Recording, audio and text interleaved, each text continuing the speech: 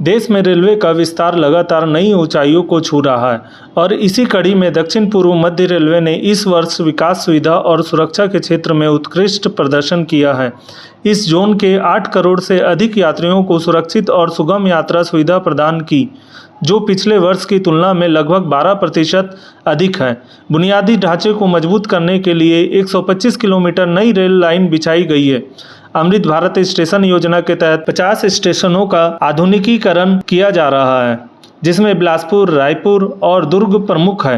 वर्तमान में 17 स्टेशनों का कार्य अंतिम चरण में है और दिसंबर तक फेज 1 पूरा करने का लक्ष्य है।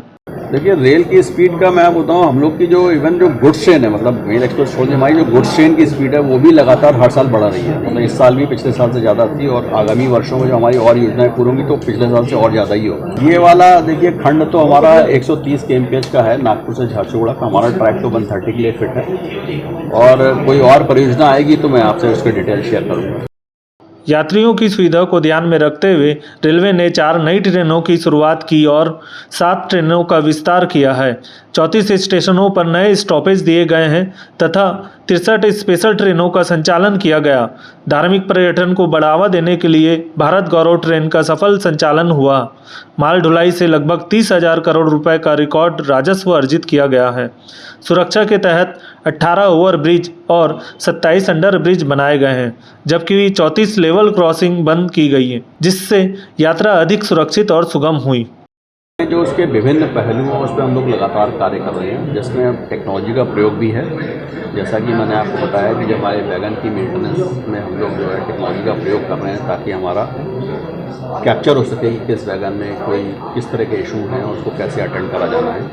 ओवरहेड इक्विपमेंट में किस तरह के अपना इशू है जिनको अटेंड करा जाना है। साथ ही साथ लोको पायलट्स की परफॉर्मेंस है उसको भी टेक्नोलॉजी के थ्रू मॉनिटर कर रहे हैं हम लोग, ताकि उनसे उनकी गलतियों को हम लोग पहले से पहचान सकें और उनको दूर कर सकें। जो लेवल क्रॉसिंग गेट को रिमूवल का काम है, जो इंफ्रास्ट्रक्चर की पेड़ कर रहे हैं वो भी इसीलिए कर रहे हैं ताकि न केवल रेल का और रोड यूजर्स का यात्रा आवागमन सुरक्षित हो सके, उसके साथ साथ वहाँ पर समीक्षा भी बढ़ सके।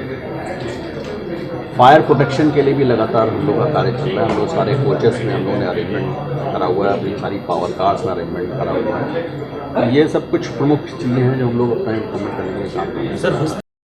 साथ ही 101 इलेक्ट्रिकल लोकोमोटिव में कवच सुरक्षा प्रणाली लगाई गई और सभी कोच में फायर सेफ्टी सिस्टम को अनिवार्य किया गया। वर्तमान में इस रेलवे जोन में लगभग 50,000 करोड़ रुपए की विभिन्न परियोजनाओं पर कार्य जारी है, जिससे आने वाले समय में रेल नेटवर्क और अधिक मजबूत होगा।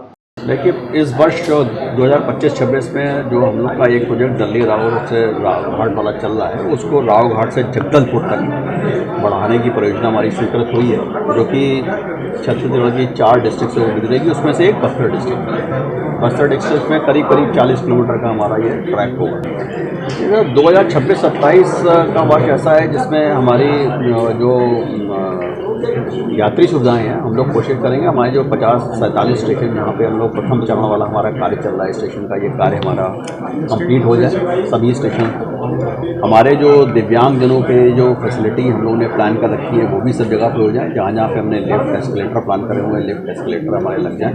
देखिए, इस वर्ष जो है हमारे रेलवे ने 261.25 मिलियन टन माल का लदान किया और इस 261.25 मिलियन टन माल के लदान के साथ साथ जो मेल एक्सप्रेस ट्रेन पिछले साल से 7.5% ज़्यादा, पैसेंजर ट्रेन 18.5% ज़्यादा चलाई।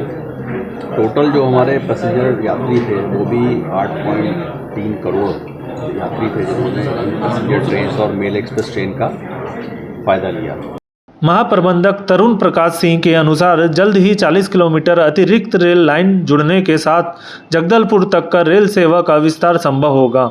उन्होंने यह भी बताया कि 130 किलोमीटर प्रति घंटे की रफ्तार से ट्रेनों के संचालन की क्षमता विकसित की जा रही है, जिससे यात्रा और अधिक तेज और सुविधाजनक होगी। वर्ल्ड वन न्यूज़ के लिए राकेश मिश्रा के साथ चंदन कुमार की रिपोर्ट।